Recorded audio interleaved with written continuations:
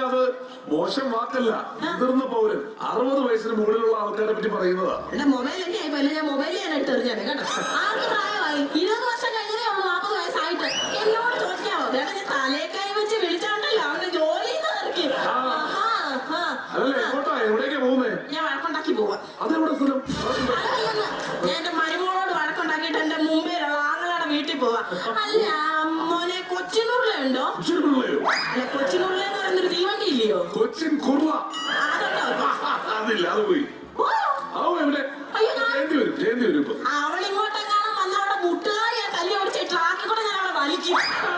മരുമോള് ജയന്തിയല്ല, ജയന്തി ജനത express ആണോ? അതെന്താ എന്തോ സാധനല്ലേ നീ ഫോണിലൊക്കെ നീ നിന്റെ ഭാര്യയുടെ കല്യാണ മന്ത്രം കേട്ടൊക്കെ ജീവിച്ചോടാ.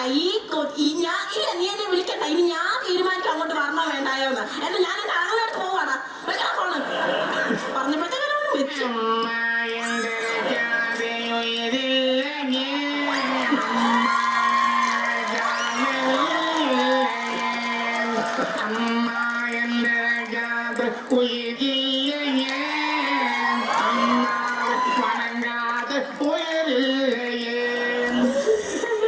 ഈ അമ്മയോട് ഇരക്കാതെ എനിക്ക് വയ്യേ.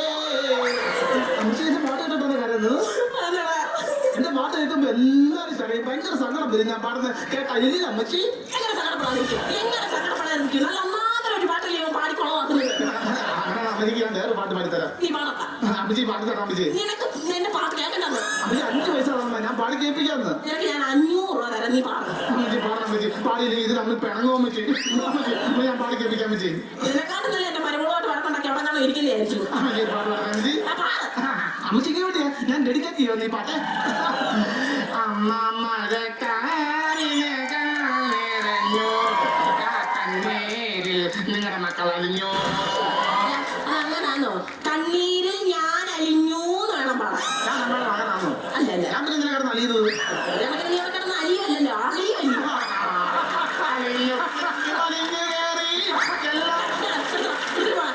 അല്ല അമ്മച്ചി എവിടെ പോവാ അമ്മച്ചി? ഞാൻ വാശിക്ക് പോവാ. അമ്മച്ചി ഒരു കാര്യം മനസ്സിലാക്കണം. ഒരു വാശിക്ക് ചാടിയാൽ 9 വാശിക്ക് പുറത്ത് കയറാൻ പറ്റത്തില്ലെന്ന് ഓർക്കണം.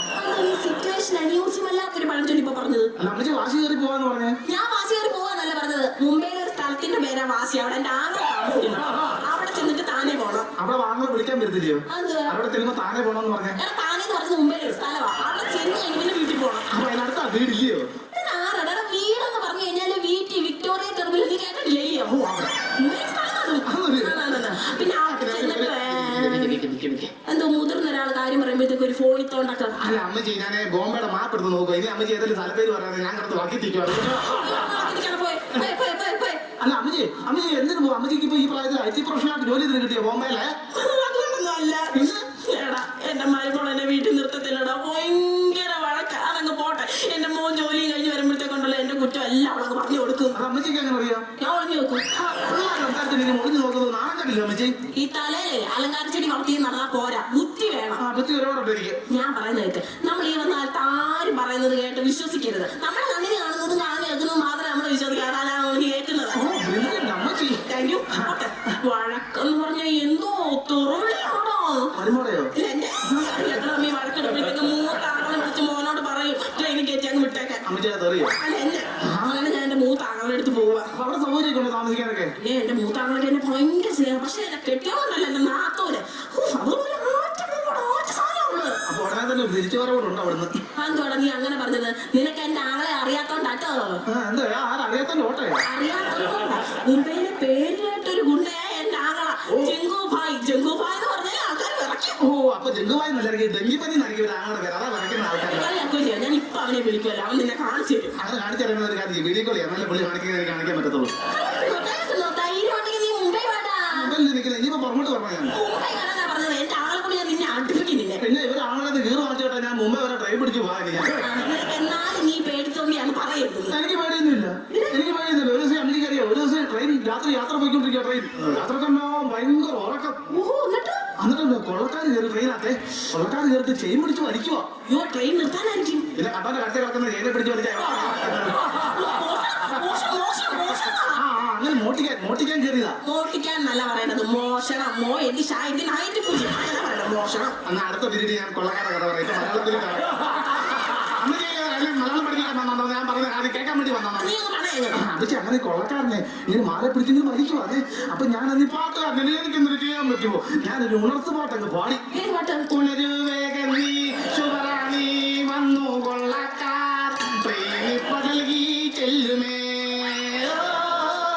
നിനക്ക് ഈ പാട്ടിനെ പീഡിപ്പിക്കുന്ന സമയം കൊണ്ട് ആ ചങ്ങല പിടിച്ച് ട്രെയിൻ അങ്ങ് നിർത്തിക്കൂടായിരുന്നു അതിനിപ്പോ കൊള്ളക്കാരന്റെ കുറവിൽ പിടിച്ച് എന്റെ പാട്ടങ്ങ് നിർത്തി എന്നിട്ട് ചോക്കറ്റ് നെറ്റിക്കോട്ട് ചൂണ്ടിട്ട് പറയാ ചലിച്ചു പോയേക്കല്ലെന്ന് എന്നിട്ട് നീ ചലിച്ചോ അന്ന് ഞാൻ ചലിച്ചായിരുന്നു ഇന്നിവിടെ ഞാൻ ചലിക്കത്തില്ല നിമിഷം അറിയാമോ പിന്നെ നീ ആ കൊള്ളക്കാരെ കണ്ടിട്ടുണ്ടോടാ കണ്ടിട്ടുണ്ടോ കഴിഞ്ഞിടയ്ക്ക് ഞാൻ ഫോൺ വിളിച്ച് ചോദിച്ചു അളിയാ എവിടെ അളിയാ കൊള്ളയടിക്കാൻ വരുന്നുണ്ടോന്ന് എന്നിട്ട് അളിയൻ എന്താ പറഞ്ഞേ അളിയാ പറഞ്ഞു തോക്കി കൂട്ടി വെടിവെച്ച് കൊല്ലാൻ നിന്നാലേ വിളിച്ചു പറഞ്ഞ് വെടികൊള്ളാറുണ്ട് ഞാൻ വേറൊരാളൊന്നും നേരത്തെ ചേർത്തിട്ടില്ല അമ്മച്ചി പിന്നെ ഒരാഴ്ച ഞാൻ പാട്ട് പാടിയിട്ടില്ല അറിയാമോ അതെന്താ പറ്റി എന്റെ സ്വരനാളി നന്നാക്കാൻ കൊടുത്തേക്കുമായിരുന്നു ഞാനൊരു കാര്യം പറയാം ഈ പ്രായത്തിലുള്ള ഇഷ്ടംപോലെ ട്രെയിനിൽ യാത്ര ചെയ്തിട്ടുണ്ട് ഇഷ്ടംപോലെ ഇങ്ങനെ ട്രെയിനിൽ കൊണ്ട് പാട്ട് പാടുന്നവരെ കണ്ടിട്ടുണ്ട് പക്ഷെ ഇവൻ ആളെ പറ്റി ചതി അത് ഞാൻ ആളെ പിടിച്ചൊന്നും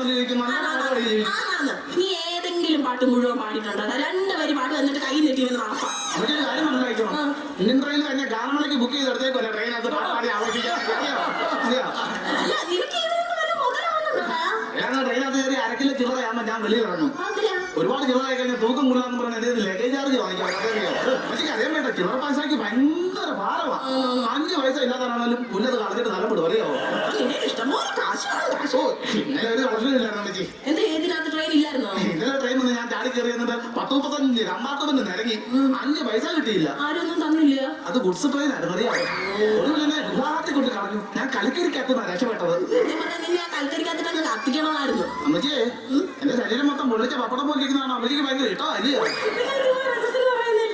വീട്ടിൽ നിന്ന് വടക്കട്ട് ഇറങ്ങിയേക്കോ സൈക്കോച്ചി സൈക്കോച്ചിയോ അത് ചാക്കോച്ചിയുടെ അനീതിയെ സൈക്കോച്ചി എന്ന് പറഞ്ഞത്. അറിയാതെ പറഞ്ഞത് കണ്ടു വരുന്നു അല്ല ട്രെയിൻ എടുത്തോണ്ടി അമ്മച്ചി ട്രെയിൻ വരുന്നുണ്ട് അമ്മച്ചി ട്രെയിൻ വരുന്നുണ്ടേ അമ്മച്ചിക്കാണോ ട്രെയിൻ ഉള്ളത് ആ ട്രെയിൻ കൂടെ 1 മിനിറ്റ് നിർത്തുന്നുള്ളൂ ഞാൻ ചാടി കയറി പാട്ട് പാടിയിട്ട് തിരിച്ച് ജമ്പ് ചെയ്ത് ഓടി ഇനി വരാം അമ്മച്ചി ഇരുന്നാ മതി